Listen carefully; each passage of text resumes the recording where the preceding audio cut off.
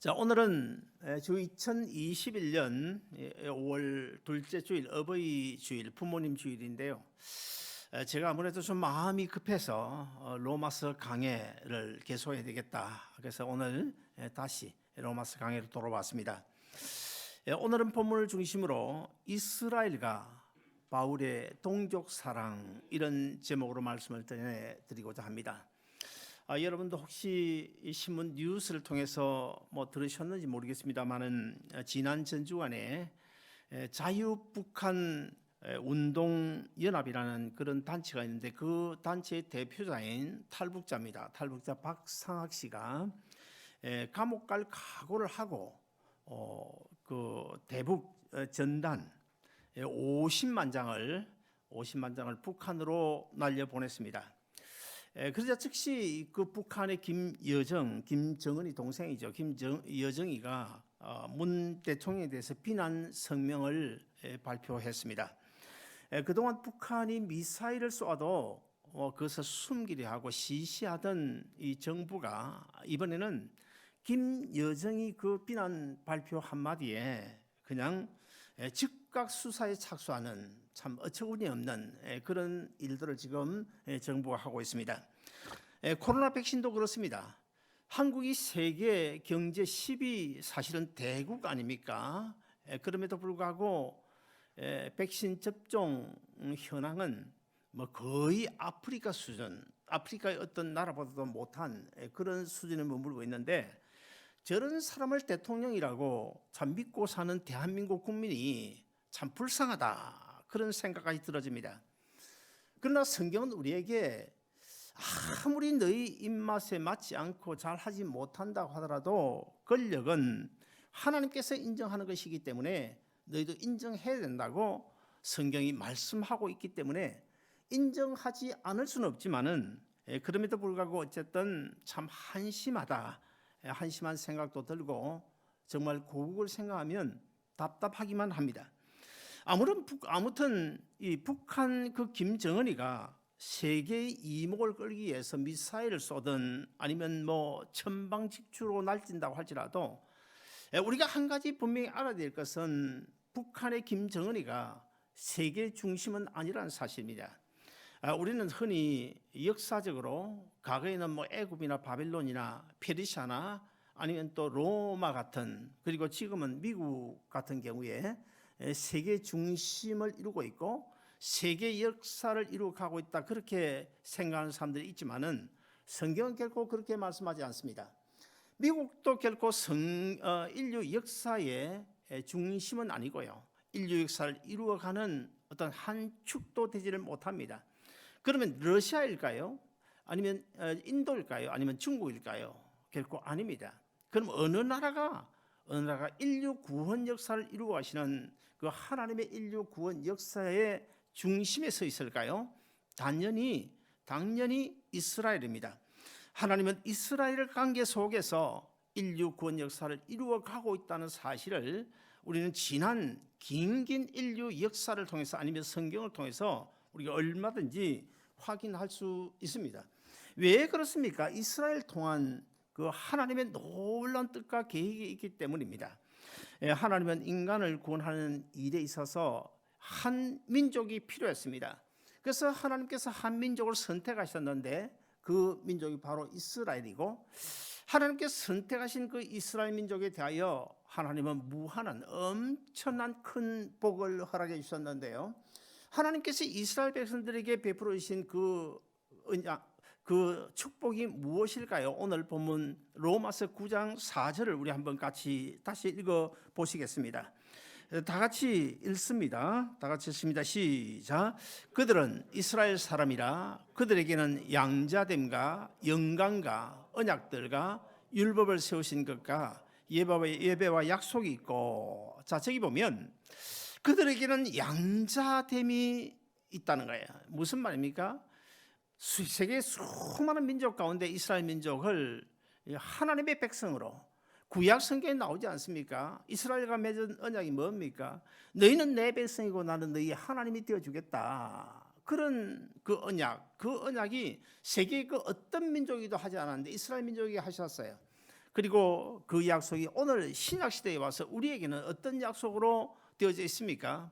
너는 내 아들이고 나는 네 아버지가 되어주겠다. 바로 이것입니다. 이런 그 약속을 하나님께서 해주셨을 뿐만 아니라 하나님의 영광이 그 이스라엘 위에 있고, 그리고 언약이 있고, 그 다음에 율법을 주신 것도 사실 율법을 우리가 좋지 않은 것으로 생각하지만은, 그러나 율법 그 본래의 취지는 너무나 중요하고 좋은 것입니다. 그래서 그것도 이스라엘 백성들에게서는 큰 축복이고, 그리고 또 그 외에 예배와 약속이 있다. 무슨 이야기입니까? 아무나 하나님 앞에 예배 드릴 수 없잖아요. 그럼에도 불구하고 이스라엘 백성들에게 예배의 특권을 주셨고, 그리고 그들에게 무한한 미래의 약속을 주셨고 소망을 주셨다는 것입니다. 이렇게 큰 은혜와 복을 받았음에도 불구하고 이스라엘 백성들이 일찍부터 틈만 나면 하나님을 저버리고 우상 숭배에 빠졌습니다. 살아계신 하나님을 멸시했습니다. 급기야는 하나님의 아들 예수 그리스도가 메시아로 이 땅에 오셨을 때 배척했고 결국에는 십자가에 못 박아 죽었습니다. 자, 그런 그들의 잘못된 그 죄악의 결과가 어떻게 나타났을까요? 역사를 잘 살펴보면 애굽과 아수르, 그리고 바빌론과 페르시아, 그리고 로마를 통해서 얼마나 이스라엘 그 민족이 어려움을 당했는지 몰라요. 그 이후에도 지난 2차 세계 대전 때만 해도 그 히틀러에 의해서 600만 명이 학살을 당하는 그런 큰 어려움을 당하지 않았습니까? 그리고 또 2000년이라고 하는 긴 세월 동안 전 세계 흩어져서 유리방황하는 그런 징계를 사실은 받은 것이죠. 그럼에도 불구하고 그들은 수천 년 전에 하나님께서 아브라함에게 약속하신 그 약속의 축복을 지금도 마음껏 받아 누리고 있는데요. 우리가 잘 알다시피 노벨 평화상에 약 한 25% 내지 30%가 사실 유대인들이 받았지 않습니까? 유대인들 지금 전 세계에 흩어져 있는 유대인들 다 계산해봐야 약 한 1,500만 명, 1,700만 명밖에 되지 않습니다. 그러면 전 세계 인구가 지금 80억인데 사실 정말 별것 아닌 그런 숫자 아닙니까? 그럼에도 불구하고 노벨 평화상의 25%, 27%를 유대인들이 받았다. 이것은 그들이 뭐가 잘나서 그렇게 될 수 있겠습니까? 하나님께서 그들을 선택하셨고 하나님께서 지혜 주셨고 하나님께서 은혜 주셨고 하나님께서 복을 주셨기 때문입니다. 지금 이스라엘은 어쩌면 이란과 전쟁 일보 직전에 있다 그렇게 볼 수도 있습니다. 여러분 그 아랍 민족이 한 수억 10억도 넘는 그런 많은 그런 숫자가 있는데요. 자, 수억 10억도 넘는 그런 많은 아랍 민족이 왜 1,500만 명밖에 되지 않는 그 유대인 그 이스라엘 민족에게 전전긍긍하는 것입니까? 왜 꼼짝달싹을 못하는 것입니까? 그것은 아직도 이스라엘과 맺은 하나님의 언약이 지금도 살아있기 때문입니다. 어떤 신학자들은 하나님의 언약이 끊겼다고 그러지만 저는 그렇게 생각하지 않습니다. 성경은 지금도 여전히 이스라엘과 맺은 하나님의 언약은 지금도 살아있고요. 그리고 오늘 본문에도 하나님이 약속하셨지만 하나님의 영광과 하나님의 그 약속, 하나님의 손길이 그들에게 있기 때문에 지금 그 많은 아랍 민족들도 얼마 되지 않는 그 유대인들에게 전전긍긍할 수밖에 없는 것입니다. 그러므로 영적인 이스라엘 백성들, 우리 또한 영적인 이스라엘 백성들이죠. 그리고 영적인 아브라함의 후손들 아닙니까? 그러므로 오늘 본문의 약속은 바로 우리에게 주신 약속이라고 볼 수 있는데 영적 이스라엘 백성인 오늘 우리 성도들에게도 하나님은 언제나 하나님 자기의 영광이 우리와 함께 계신다는 사실을 여러분 꼭 믿고 살아가시기를 바랍니다. 그런데 우리 주가 주위에 간혹 보면 예수 믿는 성도들 교인들이요 예수 믿지 않는 불신자들로부터 손가락질을 받고 그리고 불쌍하다 저 사람 참 불쌍하다 그런 소리를 듣는 경우를 간혹 볼 수 있는데요. 왜 하나님의 자녀인 우리가, 왜 예수 생명을 소유한 우리가, 왜 하나님의 은혜와 축복 안에 있는 우리가 예수 믿지 않는 그들에게 불쌍히 여김을 당해야 되는 것입니까? 오히려 우리가 그들을 불쌍히 여기게 되죠. 돈 좀 얻고 가난해도 아니면 영어 한마디 못한다고 해도 노동하면서 힘들게 산다고 하더라도 우리는 저 예수쟁이라고 하는 그런 소리 듣지 말아야 되겠고, 그 다음에 불쌍히 여김을 결코 받아서는 안 될 것입니다. 오늘 보면 5절을 보시면 육신으로 하면 그리스도가 그들에게서 나셨으니 그는 만물 위에 계셔 세세 찬양을 받으시다 하나님이시니라. 자, 무슨 이야기인가 하면 이 이스라엘 백성들이 하나님의 엄청난 그런 축복을 많이 받았지만은 그 가운데서도 가장 큰 복이 무엇일까요? 그것은 바로 하나님께 세계의 수많은 민족 다 제쳐놓고 이스라엘 민족을 통하여 하나님 자기 아들 예수 그리스도가 메시아로 구원주로 이 땅에 오는 통로 역할을 이스라엘 민족에게 맡겼다는 사실입니다. 그런데도 불구하고 이스라엘 백성들 그 큰 하나님의 은혜를 깨닫지 못합니다. 하나님을 오히려 멸시하고 예수님의 십자가에 못 박는 그런 죄를 저지르고 말았습니다. 여러분, 그 한국인 아버지와 그 미국인 그 흑인이죠. 한국인 엄마와 미국인 아버지 그 사이에 태어난 그 하인즈 워드라는 그 풋볼 선수 여러분 혹시 기억하십니까? 옛날에도 제가 한번 소개를 드린 적이 있는데요. 그 어머니가 아들을 낳아가지고 그 남편을 따라서 흑인 남편을 따라서 미국에 왔습니다. 왔는데 오자마자 얼마 안 돼서 남편에게 버림을 받았어요. 그리고는 그 아들 그 하인즈 워드 그 아들 하나를 이제 정말 노동을 해가면서 힘들게 그 아들을 키웠습니다. 그런데 그 아들이 나중에 장성해가 어떻게 됐습니까? 미국 최고의 풋볼 선수가 되었고, 그래서 이 최고의 풋볼 선수가 되니까 백악관도 들락거리게 되고, 또 아니면 다른 나라에 가더라도 대통령의 초청을 받아서 왕도 만나고 대통령도 만나고, 그러니까 그 어머니가 사실 고생은 했지만은 아들 하나 잘 두어가지고 얼마나 그 영광을 누리고 살아갑니까? 여러분, 골프 황제인 그 타이거 우즈도 그 아버지는 미국 사람으로 흑인이고 그 어머니는 태국 여자입니다. 그런데 자, 골프 황제 이 타이거도 그 그 부모들을 우리가 살펴보면 뭐 그렇게 특별한 별일이 있겠습니까? 태국의 평범한 여자, 그리고 미국에서도 백인도 아니고 흑인 아버지. 그런데 그 아들 하나 잘 두니까, 아들 하나 잘 두고 나니까 그들이 그냥 호의호식하면서 영광을 누리며 살아가고 있지 않습니까? 좋은 집에서 최고급 벤츠 타고 어디든 가든 간에 인정을 받고 그 매스컴에 오르내리고 스포트라이트를 받는 그런 영광을 누리고 살아가고 있지 않습니까? 자, 그와 같이 사실 그 정도가 아니죠. 이스라엘 민족에게 있어서는요, 사실 하나님의 아들이 인간의 몸을 입고 이 세상에 구원주로 오시는데 우리 민족을 통하여 예수 그리스도가 이 땅에 탄생하셨다. 하나님께서 구원주를 이 세상에 보내신 통로로 사용하셨다. 그보다 더 큰 축복이 어디 있을까요? 그럼에도 불구하고 그들은 그 하나님의 크신 그 은혜를 깨닫지 못했습니다. 그 복을 오히려 제 발로 걷어차고 말았습니다. 우리 주위에도 간혹 보면 이 복음의 가치를 모르는 사람들이 많습니다. 주일 예배가 얼마나 귀한지를 몰라요. 주님의 몸인 교회에서 헌신하고 충성하고 봉사할 수 있는 그런 기회를 주신 하나님께 감사한 마음을 가지는 사람이 얼마나 있을까요? 그래서 제가 종종 이런 기도를 합니다.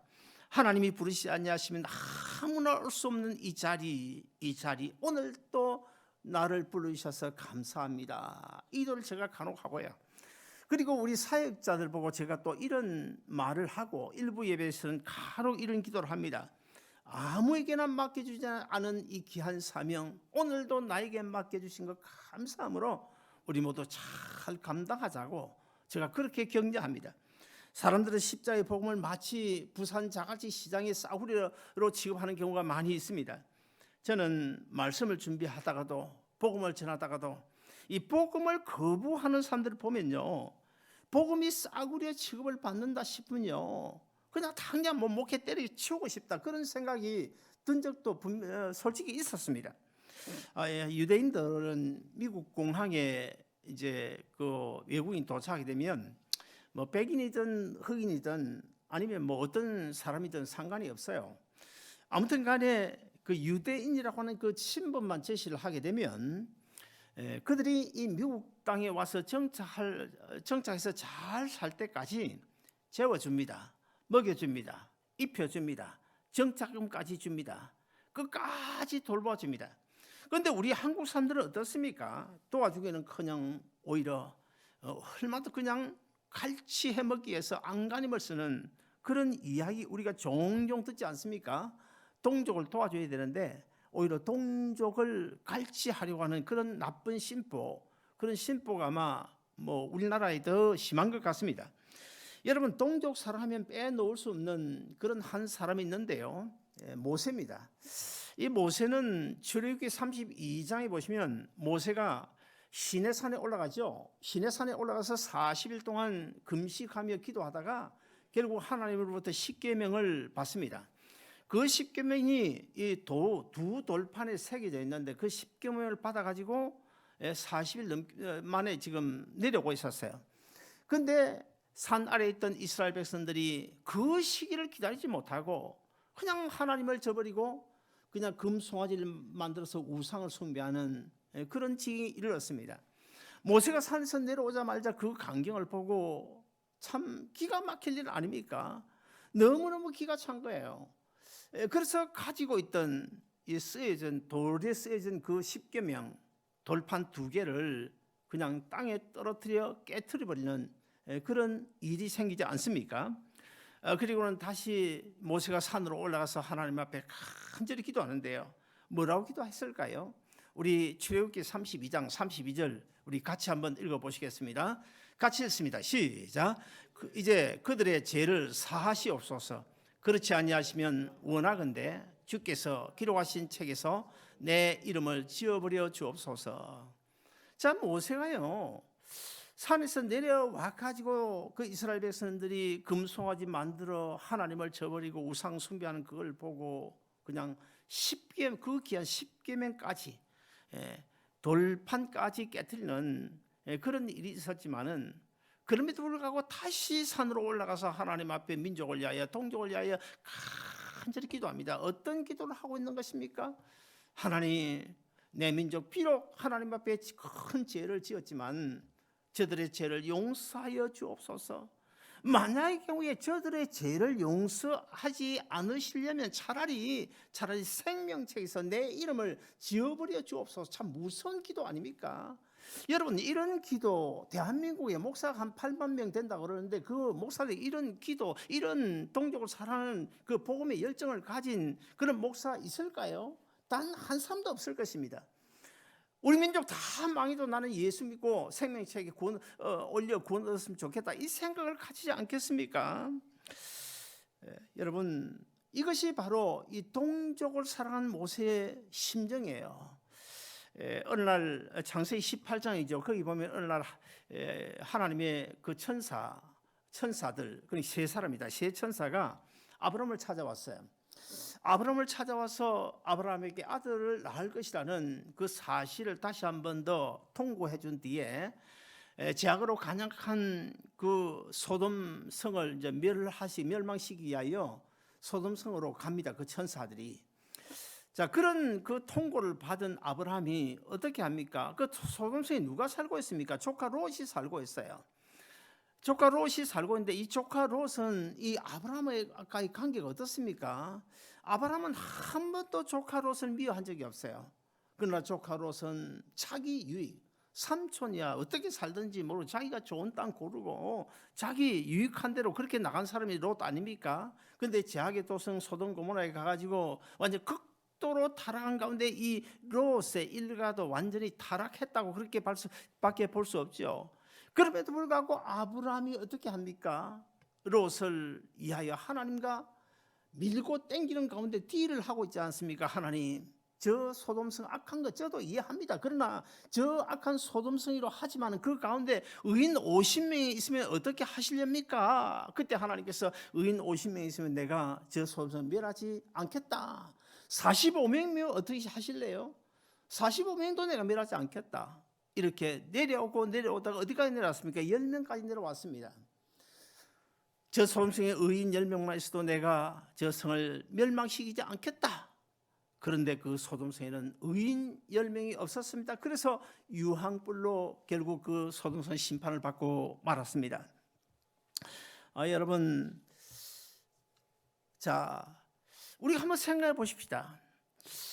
결국 이제 그 아브라함이 하나님과 딜하다가 의인 10명까지 늘었는데 의인 10명이 없어서 소돔 고모라가 멸망할 수밖에 없었는데 자, 창세기 19장 29절을 보시면요, 참 놀라운 이야기가 나옵니다. 같이 한번 읽어보실까요? 같이 읽습니다. 시작.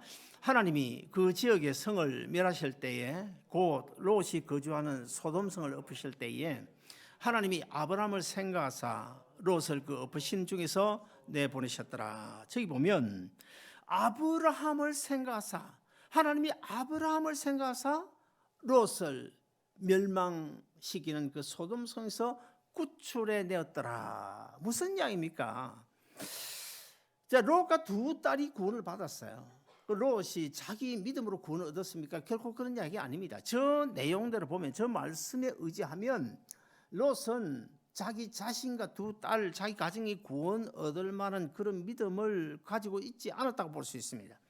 근데 하나님께서 어떻게 해요? 그 삼촌인 아브라함을 생각하사 아브라함의 믿음을 보시고, 롯의 믿음이 아닌 아브라함의 믿음을 보시고 그 소돔성에서 구원해 주셨다. 그런 이야기 아닙니까? 그러나 여러분, 나중에 우리 주님 오실 때, 주님 앞에 섰을 때에, 자, 믿음 없이 아무렇게 살다가 믿음 좋은 삼촌 아니면 믿음 좋은 엄마 치맛자락 붙잡아봐야 아무 소용없습니다. 지금 우리 성경은요, 결론적으로 구원은 자기 믿음으로 자기가 구원 얻습니다. 자기 믿음으로 자기 구원 얻습니다. 나중에 제 옷자락도 붙들지 마시기 바랍니다. 여러분 믿음으로 구원 얻어야 됩니다. 저는 이 말씀을 대할 때마다 아브라함처럼 우리도 내 주위 사람들, 내 부모 형제나 아니면 내 주위 친구나 그런 사람에게 이 아브라함처럼 은혜와 복을 끼칠 수 있는 축복의 통로가 됐으면 좋겠다. 사랑하는 김 집사야, 내가 너를 생각해 네 가족을 구원하였노라. 이런 믿음의 사람 되면 얼마나 좋겠습니까? 자, 그런데 사도 바울 역시 동족 사랑하면 모세에 뒤지지 않습니다. 아브라함에게 뒤지지 않습니다. 이 바울은요, 참 복음을 전하는 동안에 정말 많은 환난과 고난을 당했죠. 얼마나 많은 고통을 당했는지 몰라요. 이 아브라함이 누구로부터 고통을 당했습니까? 물론 이방인들로부터 뭐 고난을 당하고 고통을 당했는데, 사실 저는요, 이방인들로부터 당한 그 고난 고통보다는 오히려 자기 동족들로부터 당한 고난 고통이 더 많지 않을까, 그렇게 생각을 합니다. 유대인들은 이 동족인 바울을 주기 위해서 안디옥과 이고니온에서 아주 원정을 보낼 정도로 그렇게 바울을 못 죽여 안달이 났었습니다. 한 번은 바울을 돌로 쳐서 거의 죽은 상태, 근데 성 밖에 메고 나가서 버리는 이런 지경까지 이르지 않았습니까? 동족들로부터 수없이 매도 맞고 말할 수 없는 그 죽음의 위기를 경험해야 했습니다. 우리 같으면 이를 갈고 치를 떨면서 뭐 야단할 텐데, 저주할 텐데, 바울은 그러지 않았습니다. 바울은 자기 동족을 어떤 식으로 생각했습니까? 자기 동족을 영적인 눈으로 바라보니까 구원의 길에서 점점 멀어가고 있는 거예요. 그래서 오늘 본문에 보시면 이 바울의 심정을 오늘 본문에서 토로하고 있는데, 내 민족이 지금 구원의 길에서 점점 멀어져 가는 것을 볼 때 정말 내가 얼마나 힘들고 고통스러운지 모른다. 고통이 끝이지 않는, 마음에 끝이지 않는 고통이 있었다, 그렇게 표현을 하고 있는데, 오늘 본문 로마서 9장 3절도 같이 한번 읽어보실까요? 같이 읽습니다. 시작. 나의 형제 곧 골육의 친척을 위하여 내 자신이 저주를 받아 그리스도에게서 끊어질지라도 원하는 바로라. 자, 저 말씀도 사실은 모세가 고백한 그 내용이랑 거의 같습니다. 무슨 이야기입니까? 하나님, 정말 내 민족이, 내 주위에 많은 가족들이, 동족들이 예수 믿고 구원 얻을 수만 있다면 나는요 예수님에게서 끊어져도 좋습니다. 그런 이야기입니다, 여러분. 무슨 말인가 다시 한 번 더 이야기하면, 정말 내 동족들이 이 복음을 듣고 구원 얻을 수 있다면 나는 예수님께서 끊어져 가지고 지옥 가도 좋소, 그런 이야기입니다. 그 정도로 동족을 사랑하는, 그 천하보다 귀한 그 동족의 영혼을 사랑하는 그런 사람이 바로 바울이었던 것입니다. 최일홍이라는 제 신학교 동기 목사님이 계셨습니다. 이분은 저보다 나이가 한 10여 세, 정확하게는 모르겠어요. 한 서너 살 정도 더 많은 분이신데, 이분은 본래 그 일찍이 미국에 유학을 하고 공부를 많이 해서 그 버클리 대학 교수였습니다. 그리고 재력도 있고, 그리고 또 주위에 이 모양 저 모양으로 연줄도 있었습니다. 그래서 아무나 북한 비자를 받아 갈 수 없는, 엄두도 내지 못하던 지난 1989년에 이분은 물론 미국 시민권자고 하니까 어쨌든 간에 비자를 받아서 북한에 갈 수가 있었어요.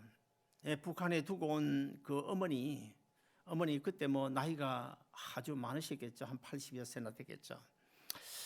그 어머니를 평양 어떤 호텔에서 만나게 됐는데 40년 만에 만난 거예요. 만났는데, 그런데 이 목사님이 나중에 그 고백을 하는데, 내 신분에 어떤 불이익이 올까 싶어. 사실 그때야 감시원이 옆에 지켜고 있고 뒤에서 도청 장치도 하고, 그러니까 참 겁나죠.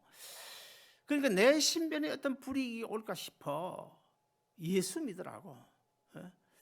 천국도 전하지 못하고 예수님도 전하지 못하고, 그냥 속에는 간절한데 전하지 못하고 그냥 한없이 엄마 부둥켜 안고 눈물만 쏟다가 결국 이제 돌아오게 되었다는 것입니다. 돌아오는 비행기 안에서 정말 평생 흘린 눈물보다 더 많이 흘렸답니다. 이별이 서러워서 눈물을 흘린 것이 아니라, 지옥이 어떤 곳인지 내가 아는데 우리 어머니가 살면 얼마나 살겠는가. 내 어머니에게 예수 믿으라고 천국에서 만나야 되지 않겠느냐고 전도하지 못한 이것이 두고두고 자기에게 큰 고통이었다는 것입니다. 마음이 급해졌습니다. 그래서 1년도 채 되기 전에 또 다시 비자를 어떻게 해서 받아가지고 북한을 다시 가게 됐어요. 이제는 마음을 아주 가다듬었습니다. 아주 다짐을 했습니다. 결단했습니다. 이번엔 내가 감옥에 끌려가는 한이 있더라도 예수님을 전하겠다. 예수님 증거하겠다. 내 사랑하는 어머니 예수 믿고 구원 얻도록 내가 복음 전하고 오겠다. 그렇게 다짐하고 북한 평양에 도착했는데, 이게 웬일입니까? 작년에 어머니를 만나고 40년 만에 만나고 미국으로 돌아온 뒤에 3개월 만에 돌아가셨다는 것입니다. 하늘이 무너지는 것 같았습니다. 나를 낳아준 내 사랑하는 어머니가 지옥 갈 걸 뻔히 알면서도 전도하지 못한 자신을 자책하면서 울고 또 울고, 어머니하고 부르고 또 불러봐도 어머니는 대답이 없었다고 합니다. 결국 그는 교수직을 던져버리고 신학교에 입학해서 저와 같이 공부를 했는데요, 내 어머니에게 전도하지 못한 그 무거운 죄짐을 평생 내가 가슴에 등에 짊어지고 선교사로 북한 선교를 해야 되겠다. 그래서 아마 재산을 다 정리를 하고 많은 돈을 투자해서 상당히 오랫동안, 그 뒤에는 조금씩 문이 열렸으니까 그렇게 북한 선교에 했는데, 지금은 제가 한 몇 년 전부터 소식이 끊겼습니다. 어쩌면 아마 돌아가셨다고 볼 수 있을 것입니다. 사랑 여러분, 저는 간혹 이 목회를 하면서 한 가지 참 안타까운 것을 느끼게 되는데요, 한국에서 어쩌다가 어머니가 오셨다, 아버지가 오셨다, 친구가 왔다, 형제가 자매가 왔다, 이런 경우에 얼마나 반갑겠습니까? 그런데 그 어머니가 예수 믿지 않아요. 그 형제 자매가 예수 믿지 않아요. 그러면 미국에 이 멀리 왔었으면 어떻게 해야 됩니까? 내가 정말 예수 믿고 구원 얻었다면, 나에게 영원한 생명이 있다면, 내가 천국을 소유했다면 어떻게 해야 됩니까? 한 번이라도 어머니 교회 갑시다. 형님 미국 오셨으니까 내가 뭐 라이드 안 해주면 어디 여행 갈 수 있습니까? 오늘 교회 한번 갑시다. 데려와야 되지 않습니까? 그런데 주일 빼먹고 주일이라는 생각도 없이 예배자라는 생각도 없이 여행이나 가고 여행이나 보내드리고, 그게 부모에게 효도일까요? 절대 효도 아닙니다. 오늘 이 자리에 계신 여러분, 저는 뭐 이제 10월 7일이면 내가 뭐 여러분 나 욕해도 상관없고요. 내가 할 말은 해야지, 마지막인데. 여러분 제발 이 자리에 계신 분들요, 내가 10월 10일 그만둘 때까지라도 그런 소리 안 들리기 바랍니다. 부모 왔다, 예수 안 믿는 부모 형제 왔는데 빗줄 빼먹고 여행 같이 갔다, 이 소리 저에게 좀 안 들리게 해주시길 바라고, 제가 좋아하기 이전에 하나님 기뻐하지 않습니다. 진짜 내가 예수 믿고 구원 얻었다면, 진짜 나에게 예수 생명이 있다면, 정말 내가 천국을 소유했다면 그럴 수는 없습니다. 교회 한 번이라도 교회 나와서 예수님 소개해야죠. 예수님 소개해야죠. 오늘 이 자리에 계신 여러분 가운데 혹시 부모, 형제, 친척 중에 아직도 예수 믿지 않는 사람이 있으십니까? 그럼에도 불구하고 아직 그들에 대한 안타까운 마음 전혀 없습니까, 여러분? 그렇다면 우리가 이 시간에 한 번쯤 자신을 점검해 봐야 됩니다. 나에게 과연 구원의 확신이 있나? 내가 진짜 예수 만났나? 내 안에 정말 예수 생명이 있나? 한번 자신을 점검해 봐야 됩니다. 예수 생명이 있으면 그럴 수 없습니다. 내가 천국 소유했으면 그럴 수가 없는 거예요. 아무쪼록 내 믿지 않는 부모, 형제, 친구까지라도 오늘 본문의 사도 바울처럼, 모세처럼, 아브라함처럼 정말 그들을 불쌍히 여기고 그들을 어떻게든지 주님 앞으로 인도해야 되겠다. 내가 가야 될 그 영원한 천국, 내 아들도 가야 되지. 내 아들도 가야 되지. 나는 천국에 가 있는데 내 아들은 지금 지옥에 가 있다. 왜 그런 생각이 안 드나요? 왜 그런 생각이 안 드는 것입니까? 왜 안 드는 것입니까? 아브라함을 생각해서 멸망 직전에 하나님이 롯을 구원해 주셨듯이 저와 여러분을 생각해서 지옥문으로 성큼성큼 걸어가고 있는 내 부모, 형제, 그들의 발걸음을 성령님을 통해서 주님 십자가 밑으로 옮겨주실지 누가 압니까? 누가 압니까? 저는 여러분이 우리 주님 심판주로 오실 그날에 있게 될 우리 주님 앞에 설 때, 우리가 미리 언제 죽든 상관이 없어요. 나중에 언젠가 주님이 심판대 앞에 서야 되는데, 서게 될 그때는 제가 지난주 이야기했죠. 아마 희비 쌍곡선을 이루게 될 거라고. 우리야 기뻐서 어쩔 줄 몰라 하나님을 찬양하겠죠. 예수 믿지 않는 사람들은 아주 그냥 침통한 표정 정도가 아니고 통곡을 하지 않겠습니까? 그때 통곡할 내 아들의 통곡 소리, 내 어머니의 통곡 소리, 내 친구의 통곡 소리, 그때 듣는 것이 아니라 지금 들을 수 있는 여러분 되시기를 주님으로 축원합니다. 이제 우리 모두 믿지 않는 내 형제 자매 친척들 불쌍히 여기고 제 가운데 망해가고 있는 그들 어떻게든지 주님 앞으로 인도하고자 하는 그런 복음의 열정이 오늘 이 시간 이후로 여러분 가운데 충만히 넘치기를 주의 이름으로 축원드립니다. 기도하겠습니다. 자비로우신 하나님 아버지,